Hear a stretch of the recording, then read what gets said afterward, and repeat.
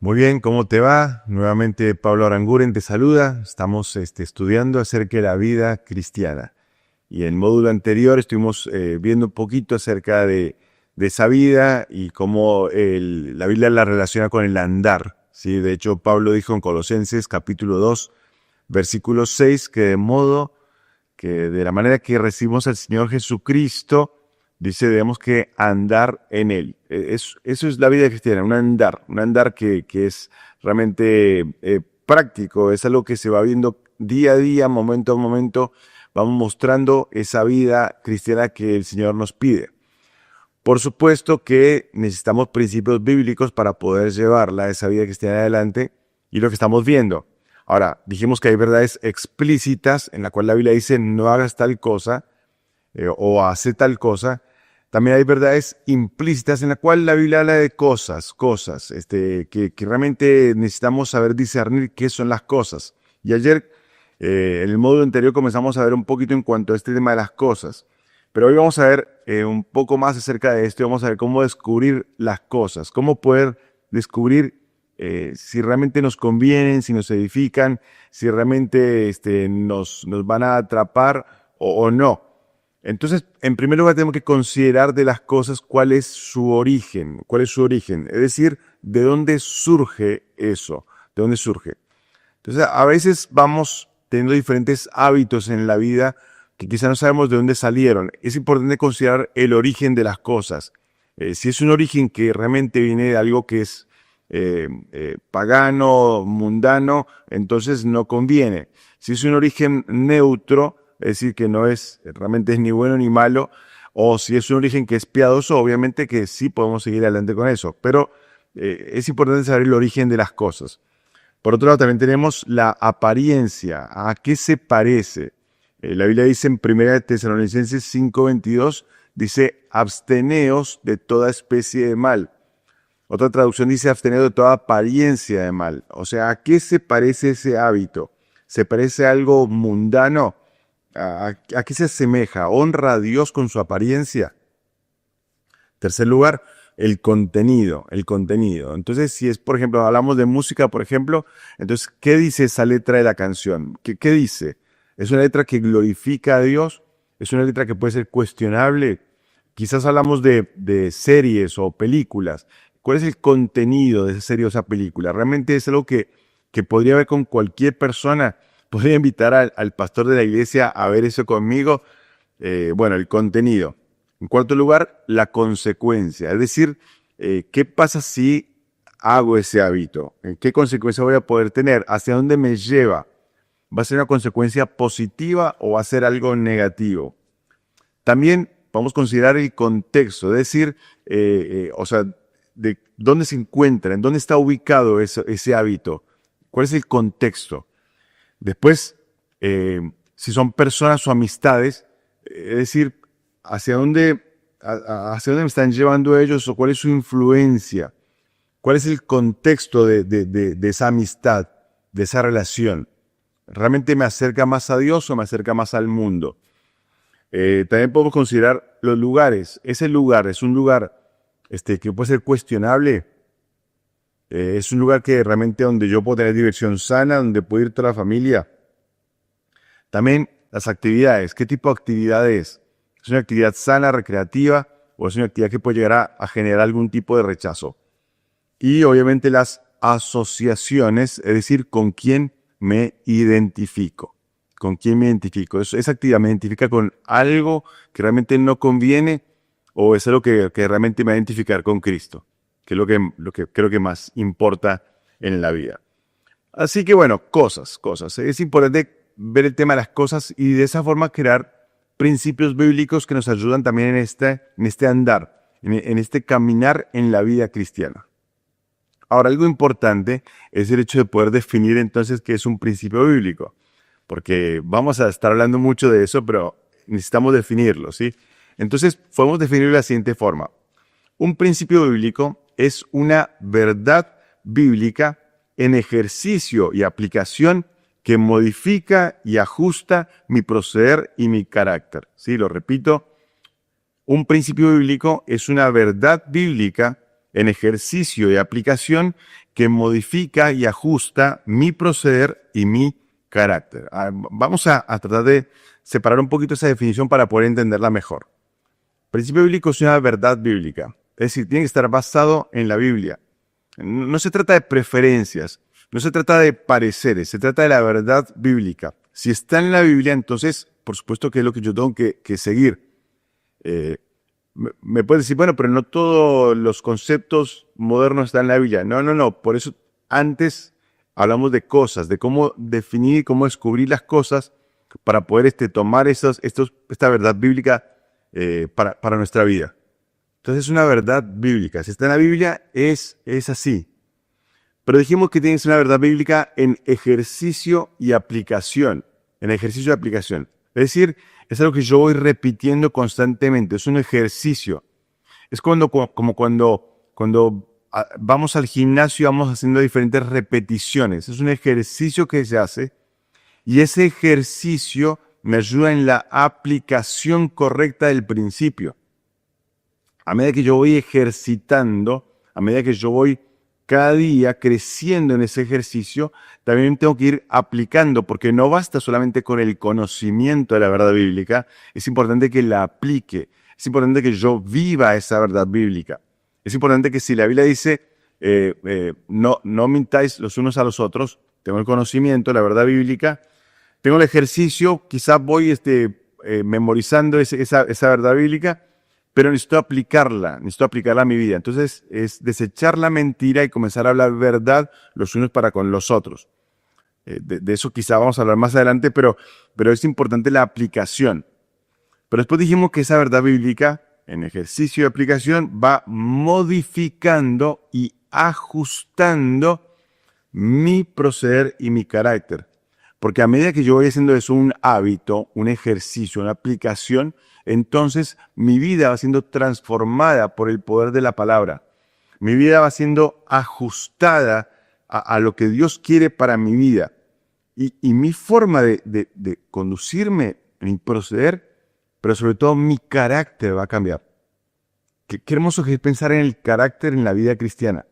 El carácter es algo maravilloso. Si hay gente que por ahí confunde el tema del carácter y piensa que el carácter tiene que ver con temperamento. No. El carácter tiene que ver con el hecho de quién soy realmente.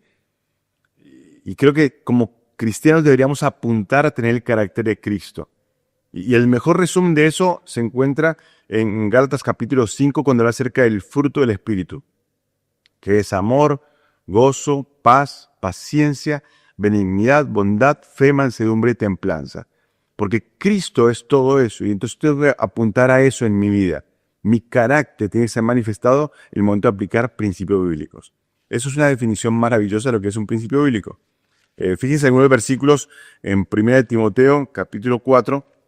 1 Timoteo capítulo 4, el apóstol Pablo le escribe a su hijo en la fe, Timoteo, y le dice así, en el versículo 7, 1 Timoteo 4, 7, dice, desecha las fábulas profanas y de viejas, dice, ejercítate para la piedad. Hace un ejercicio de la verdad bíblica, que sea un ejercicio en tu vida.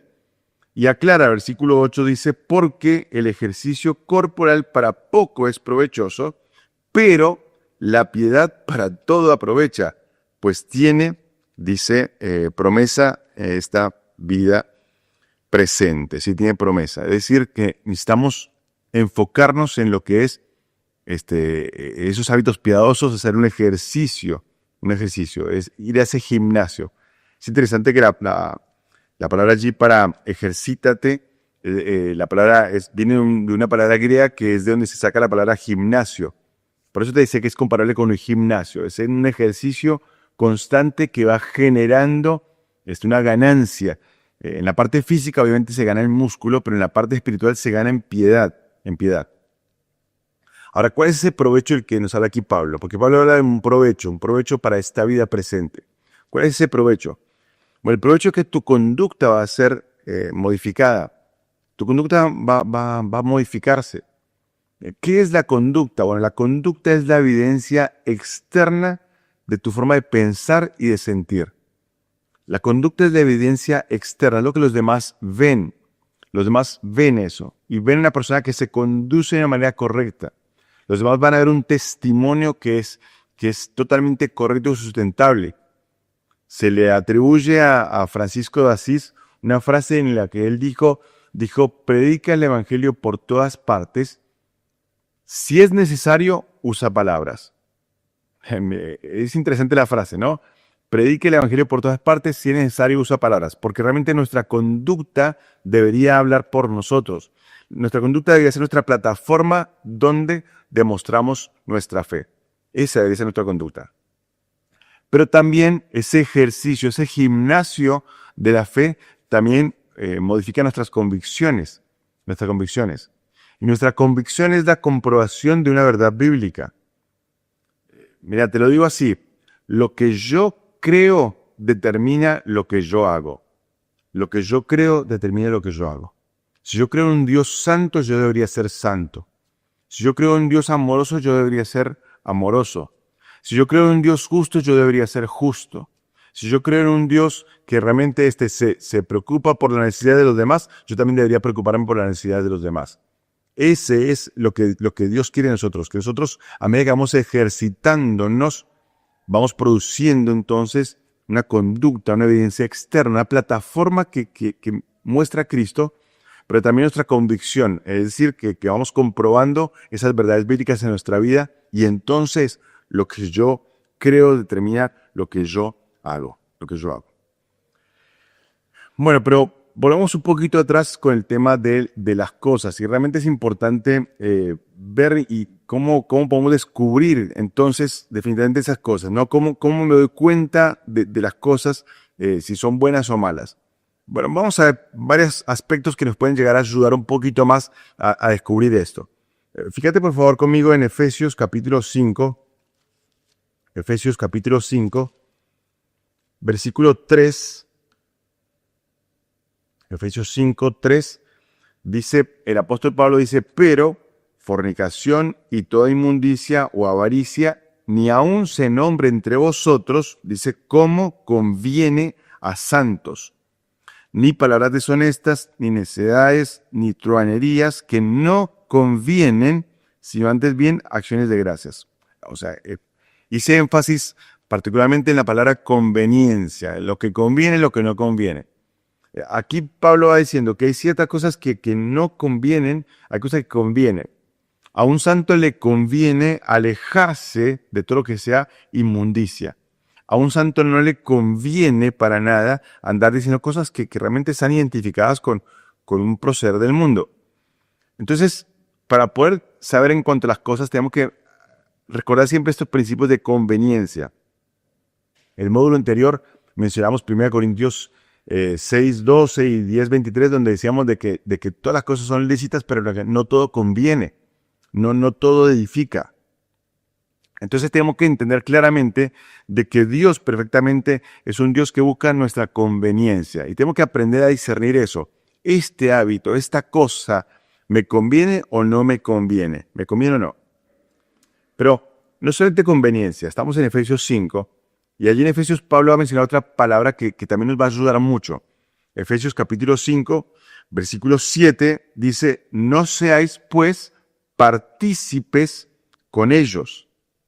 Partícipes con ellos. Versículo 11 dice, y no participéis en las obras infructuosas de las tinieblas, sino más bien reprendedlas. Entonces aquí Pablo va a usar otra palabra. Por un lado fue conveniencia y ahora habla acerca de participación. El Señor realmente quiere ayudarnos a poder tener esos principios bíblicos, a tener una vida cristiana correcta, y nos advierte que hay cosas que no convienen, pero también nos dice que es importante no participar con las cosas del mundo. Él dice, no seáis pues partícipes con ellos. A ver, durante años he conocido muchos jóvenes que van diciendo, bueno, pero yo para ganar a Cristo, tal grupo tengo que hacerme como ellos. No. Cuidado. La Biblia advierte, no puedes participar con ellos y aclara todavía el versículo 11, dice que no seáis pues partícipes con ellos, dice, Dice, no participéis de las obras de las tinieblas, sino dice más bien reprendedlas. Yo no puedo identificarme con el pecado de los demás para poder ganarlos para Cristo. No, al contrario, yo tengo que reprender ese pecado. Yo tengo que marcarlo como pecado. Yo no puedo ser partícipe con eso, porque sería un error. De hecho, también Pablo dijo en 1 Timoteo capítulo 5, 1 Timoteo 5, allí dijo en el versículo 22, dice, al final, dice, ni participes en pecados ajenos, ni participes en pecados ajenos, consérvate puro. No tengo que estar participando yo con cosas que realmente no convienen. O sea, mi querida que me escuchas en este día, ten mucho cuidado con participar en pecados ajenos. Ten mucho cuidado con participar de las obras infructuosas de las tinieblas. Estamos llamados a ser luz y como luz a realmente molestar al que está en la oscuridad. Como luz, llegar a brillar en medio de la oscuridad de este mundo. Entonces, cuidado con eso. Entonces, conveniencia, participación, pero Pablo también usa otros términos también. Fíjate conmigo, por favor, en Romanos capítulo 13. Así Pablo hablando acerca de los deberes de la vida cristiana, justamente en Romanos capítulo 13, hablando en un contexto de la venida del Señor y del fin de las cosas. Pablo dice lo siguiente, en Romanos capítulo 13, versículo 14, dice, sino vestíos del Señor Jesucristo y no proveáis para los deseos de la carne. Ahora, ¿cuál es el contexto? Te dije antes, Pablo está hablando acerca del tiempo final, de que ya es hora de despertarnos del sueño porque está más cerca de nosotros la salvación. Y entonces dice en el versículo 13, dice, andemos como de día, honestamente, no en glotonerías y borracheras, no en lujurias y lascivias, no en contiendas y envidia. O sea, menciona una serie de pecados. Dice, no estemos con ellos. Y entonces dice, versículo 14 dice, sino, o sea, marca el contraste, sino mejor vestíos del Señor Jesucristo. Dice, y no proveáis para los deseos de la carne. Mis queridos, muchas veces nosotros vamos a proveer para la carne de otro con las prácticas de ciertas cosas. Muchas veces vamos a tener el peligro de proveer para la carne de otros cuando seguimos una forma de vida que no es correcta. Y el apóstol advierte claramente aquí, dice, no, cuidado, mejor vistámonos de Cristo. Y como dijimos antes, Cristo es amor, es gozo, es paz, es paciencia, es benignidad, es bondad, es fe, es mansedumbre y templanza. Cristo es santo. Entonces tengo que vestirme de Él. Y no tengo que proveer para los deseos de la carne del otro, tampoco para mi propia carne. Tengo que tener cuidado con eso. Nunca debo exponerme al riesgo de la ocasión. Muchas veces el creyente como que vive cerca del límite, como queriendo jugar, como cuando un nene, a un niño le dices, no toques eso, y el niño va acercándose poco a poco, al principio no toca, pasa la mano por arriba, se acerca, pero tarde o temprano termina tocando lo que se le pidió que no hiciera. Entonces Dios dice, mira, no, por favor, no proveas. No te expongas al riesgo de la ocasión. No te acerques al límite. No permitas el desarrollo de una mala intención. No permitas que una mala intención se vaya desarrollando en tu mente. Al contrario, nuestra vida tiene que ser excelente para Dios. Quiero terminar este módulo con 2 versículos. Uno está en Filipenses capítulo 1, versículo 10. Filipenses capítulo 1, versículo 10. Dice así, la palabra de Dios dice, para que aprobéis lo mejor, a fin de que seáis sinceros e irreprensibles para el día de Cristo. Dios no quiere que andes buscando lo peor. Dios quiere que apruebes lo mejor. Y Efesios capítulo 5, versículo 10, dice Efesios 5, 10, comprobando lo que es agradable al Señor. Dios quiere lo mejor para nuestra vida. No necesito acercarme al límite. No necesito probar las cosas del mundo. Dios quiere que probemos lo mejor. Así que terminamos este módulo por ahora. Que Dios siga bendiciendo tu vida.